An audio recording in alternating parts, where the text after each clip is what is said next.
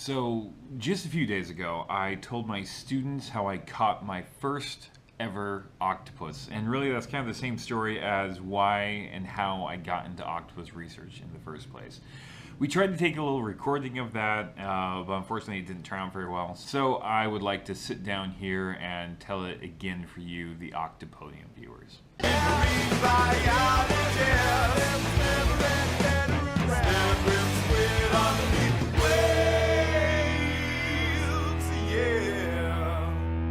This really starts out back in 2005 when I came to Rosario Beach Marine Lab for the very first time. I was just a senior at Walla Walla University. And just before this had happened, I actually just got certified to dive just in the academic year before that. And during my dive checkouts, our instructor had told me a lot of really interesting stories about octopuses and the things that they had done with people. He told me one story about some person, I don't remember, this is vague in my mind, but a story about a guy who was going through some bad stuff in his life, or something had happened, and he was diving, and he encountered a giant Pacific octopus. And the giant Pacific octopus came out of its den and ended up taking its arm and putting it on top of the guy's head. And apparently he just started weeping. And this is the kind of interaction I'd never heard of before with a wild animal, that you could just go into or up to a wild animal's home and just interact with them. And that was amazing to me. I'd spent a lot of times in the outdoors growing up, and all the wild animals I knew ran from you the moment that they knew you were around. And if they didn't, that's bad. It's usually not a good interaction. So this was really, really amazing to me. And so when I first got out here to Rosario Beach Marine Lab, one of the very first things I wanted to do was to find a giant Pacific octopus. I wanted to go out and I wanted to be able to see one. And so the first dives that I did while I was here were all looking for giant Pacific octopuses. And actually, it didn't take me that long until I had found one. I actually found several. I was diving a place close to here called Coffin Rocks, and I found one octopus. And I remember very distinctly the very first time I ever encountered a giant Pacific octopus in the wild. It was inside a little den. It wasn't that big of an octopus, but it was inside this small den, and I took off my neoprene glove and reached my bare hand into that den. And the octopus wrapped its suckers onto my hand, and I just remember it was really awesome and amazing. I really enjoyed that. And so I thought this was great, and I just kept looking for them. I actually got a couple weeks into the academic term actually fairly good at finding octopuses. It actually turned out before long, students were actually asking me to take them and help them see octopuses. I had kind of become like a mini guide to go find octopuses. Well, it was around this time that all of our classes informed us that we needed to have some sort of project, some research project that accompanied the class. For one of these classes, a class called Behavior of Marine Organisms that was taught by Joe Galusha. My lab partner and I initially decided what we wanted to do was look at scallops. There are swimming scallops in this area. They're really interesting. You swim by them while you're scuba diving. They do this whole little like clapping thing, and they'll swim through the water, and it's kind of really interesting. And we noticed that actually they'll come up and they'll like clap right into your mask a lot of times. So we're kind of interested in knowing why. Maybe it's they like see the reflection of the sunlight off of your mask, and they're phototaxic. They move towards light. I don't know. We're thinking maybe that's the kind of thing that we'd want to do, but not too long into this session, or after we knew about these projects, I asked my lab partner, John, so hey, what do you think we do something with octopuses instead? And as I remember, at first he was a little bit hesitant, but eventually thought that would be really cool, and so did I. So I went and talked to the professor of this class, Behavior of Marine Organisms, and he at first was very reticent to let us do this. He thought it was very unlikely that we'd be able to catch an octopus and bring it in to do anything with it. But after a while, and me being fairly persistent, he said, okay, I'll make you a deal. This is what you do. You write up 2 proposals. We had to write up a proposal to do the research in this class. Write up 2 proposals. One of them you write for the Scallop research that you're interested in doing, and the second one, go ahead and write it up for the Octopus research. And we'll go ahead and I'll look at both of them and I'll approve both of them if they're good proposals. And then what you need to do is set yourself a timeline, a deadline to get your octopus. And if you don't get any octopuses by that time, then you go ahead and you just cut bait on that and work with your scallops. Let's go. Okay, this is great. I'm very happy about this. So we wrote up both of them, and then we very quickly went to work trying to catch an octopus. I had read a lot about other ways that people had gotten octopuses out of dens, and one of the common ways, at least in some places, to squirt bleach into the den to get the octopus to come out. And I had also read that squirting bleach into an octopus den is illegal in the state of Washington. So I knew that, hey, I'm not going to do that. So we started looking at other things. We talked to local crab fishermen in the area and thought, hey, maybe they bring them up in crab pots, and we could get some that way. It actually turns out that that's rarer than you might think it is, and we weren't able to get anyone, or no one had any octopuses that they had brought in crab pots at less. I started asking around at fish markets, and that's actually where I ran into someone at one of the fish markets in the nearby town of Anacortes that said, okay, here's what you need to do. There's this guy over at this place called Swede's Nets, and you need to go talk to him because he is like the octopus whisperer. He knows how to catch octopuses. So go ahead, go to him, and he will tell you exactly how you need to go about doing this. I was like, oh, John and I were just, yeah, this is great. We were so excited. So we go down to this place called Swede's Nets, and it wasn't Swede, the owner of Swede's Nets, it was her husband. And we ended up talking with him for quite a while. And this is what he told us about catching an octopus. It's like, okay, first off, you need to spear a fish with something like a Hawaiian Sling. And we're like, what's that? So he taught us, then proceeded to teach us how to make a Hawaiian Sling to spear fish with. And then he's like, okay, so once you have this, you go and you spear a fish. And once you spear that fish, you're going to take it and then you cut open the abdomen of this fish and lets guts kind of hang out. And you take this fish and you take it to an octopus's den. And you take your hand and you put it through the gills of the fish and you put it into that octopus's den as like an offering to the octopus. And octopuses love fish. The only reason that they don't catch more fish is because they're kind of a lot of work. You know, it's easier to catch crabs and clams. We are just, while he's saying this, just sucking it all up. I mean, we don't really know anything about octopuses, so we're just like, yes, of course, okay, awesome. So you take this fish and you put it into the octopus's den. And the octopus, having this very tasty offer just put into its den, is going to latch down onto that fish and try to take it from you and eat it. And you go ahead and just wait there for a while and let it get good and clasp down onto your hand and that fish. What you do is you start taking your hand and pulling it out very slowly. And the octopus is going to come with you. The octopus is going to start coming out of the den. So you just keep pulling out. And at some point, the octopus is going to kind of get nervous and going to loosen up on that fish a little bit. So what you do at that point is you shake the fish. And the octopus is going to think that the fish is getting away, and it's going to clamp down even tighter. So you do that, it clamps down, you just keep pulling it out. And when it gets a little bit further out, it's going to loosen up a little bit more on its grip on the fish, and you shake it again, it'll latch back down, and you just keep doing this. And eventually, you're going to have that octopus almost all the way out of the den. And it's going to be so far out that it's only going to have 2 arms extended back into the den, and that's to pull itself back into the den if anything goes wrong. What you do is you station your dive bite up behind the octopus den where the octopus can't see him. And as soon as he can see those 2 arms and nothing else extending back into the den, he needs to dive down, grab those 2 arms, and pull them out real fast.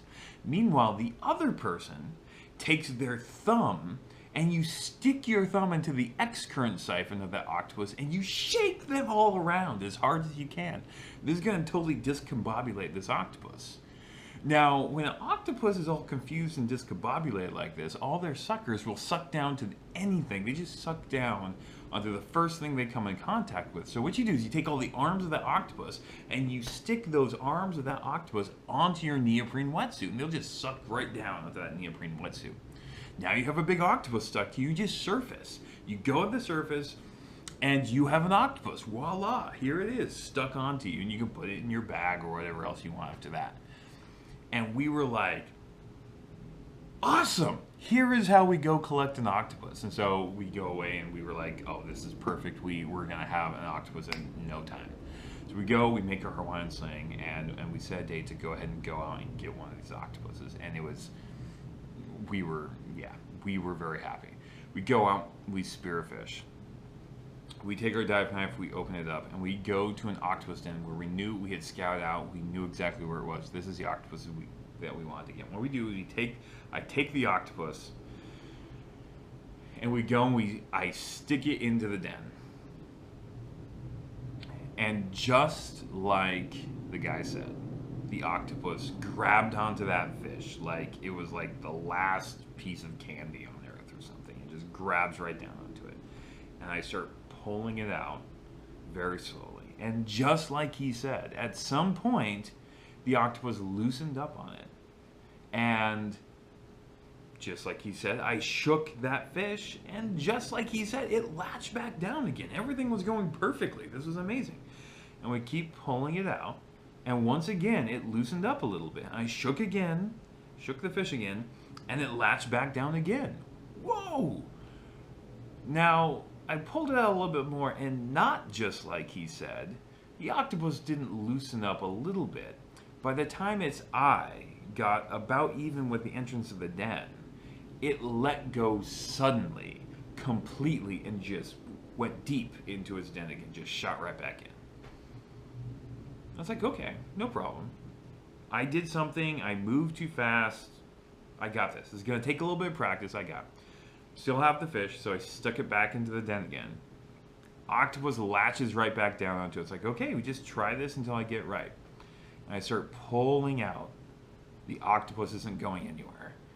It's had enough of that trick. It's like, no, just leave me the fish now. And I'm pulling, it's not going anywhere. I'm pulling harder, it's not going anywhere. I just pull and yanking. I have my hand, my arm is extended as far as it can into that den. My other arm is onto like the edge of the cave, edge of the den. I'm pushing and I'm pulling with all I can do. It's not going anywhere. And eventually, the fish spine just breaks in half and my arm pops out. It's like, now, of course, I can't talk to my dive bite. I can't talk to John during this. And I just go, and I imagine that he was thinking, you just left it with the octopus? What? So we go, I'm like, okay, no problem. We just go get another fish. Try this again. Again, practice makes perfect. So we go, we get another fish, we spear it. Take a dive knife, open up the abdomen. Put it in the dive goodie bag. Swim back to the octopus den. And I'm reaching into my dive bag to get out this fish. And apparently it wasn't quite as dead as we thought it was. And it gives a couple twitches of the tail, and out of the bag it comes. And then it just kind of like freezes and it just kind of slowly, gently settles back on down to the ocean floor. It's like, okay, just had a tiny little bit of life into it. I go to grab it again. Still not quite dead. Go to grab it again, and a couple more twitches of the tail, and whoom, it is into the octopus's den, never to be seen again. So now we have fed this octopus 2 fish, and figure that he's full for the day. And actually, we're at the end of our air, and so we go back up, and we're like, okay, no problems. It basically worked kind of how it was supposed to, except for the whole catching the octopus part. We just keep trying, we get better at this, and we'll be fine.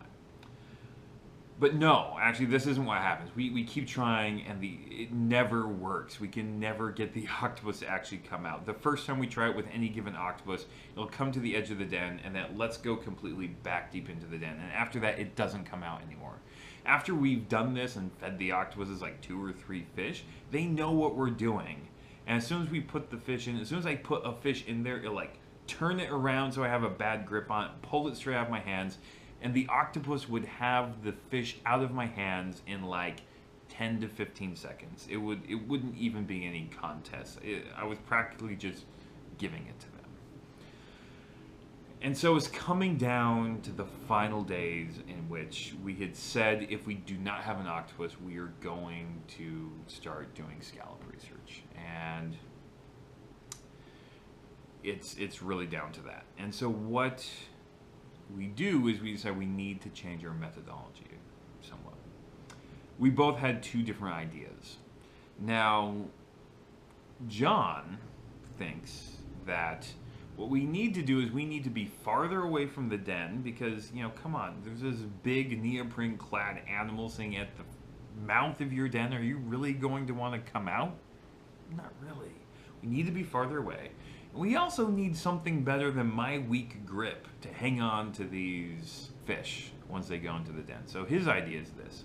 What we do is we take the fish, you know, we go ahead and spear it and kill it and then open it up. And then we wrap rope around its head and tie it off. So we have a good, tight, tied rope on its head, and we put it at the mouth of the den, and then we back off, but we still have the rope. Let the octopus take it in, and then we kind of do the exact same thing, but we're pulling it out from a distance. We still put someone behind the octopus den, but you know, everything else is the same, but just the pulling person is separated with a rope. Okay. And then the other thing I thought is I started looking around. Is there something else we could squirt into the den? And we actually tried a lot of things. We tried squirting in there fresh water. Didn't work. There's an algae around here that if you stress it out, makes hydrochloric acid. So we tried to sulfuric acid, I think, or hydrosulfic acid. I don't remember. Should probably look that up and sound more smart when I do this. But you stress it out and it starts making very acidic water. I figured, hey, we could make up some of that. You know, it's natural, and then we squirt that in there and see if it comes out. We tried these things, it didn't work. Eventually, what I landed onto is let's try ammonia. Actually, ammonia is octopus pee. They pee out ammonia. It's kind of natural. It's just putting more in there of what they already have. And so, by the way, I've discovered since don't do this. That's not exactly kosher either. I didn't know this at the time. So I grabbed a big jug of ammonia and poured it into a large water cannon. They're essentially giant-sized syringes where you have a plunger and a big tube and you squirt other kids with it. So I got a huge one of these, poured it up with ammonia. So it comes down to it. It's a Sunday. It's the very last day that we can possibly get an octopus before we have to go to our fallback research. And we go out and we dive down, and we're going to try both of our methods. And John is going to get the first crack, I get the second crack. We dive down, we get a fish, we bring it back up to the boat.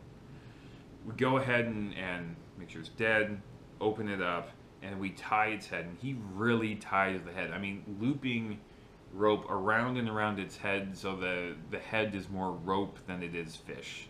And I get my water cannon full of ammonia all set, and we dive back down. We go to an octopus den. And we first put the fish right up at the door at the entrance of the den, and then John backs off. And I kind of hide around to the side. And an octopus arm comes out and grabs that fish and pulls it back in. And he waits for a few moments. And then he starts pulling. And you see him pulling.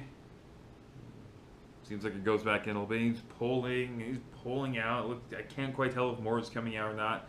And then he's really pulling hard and really pulling hard. And then out comes just the roped up head. All the rest of the fish is gone. Okay, so failed at that. Then I go up there. I stick the nose of this water cannon full of ammonia in, and I try to get off to the side and up around because I don't want to squirt in front of the octopus. I want to go behind the octopus so it drives him out. So I go back and I try to get behind there and then push it in, unload all of it into there, and then we back up and we just wait. And we wait. And it seems like forever.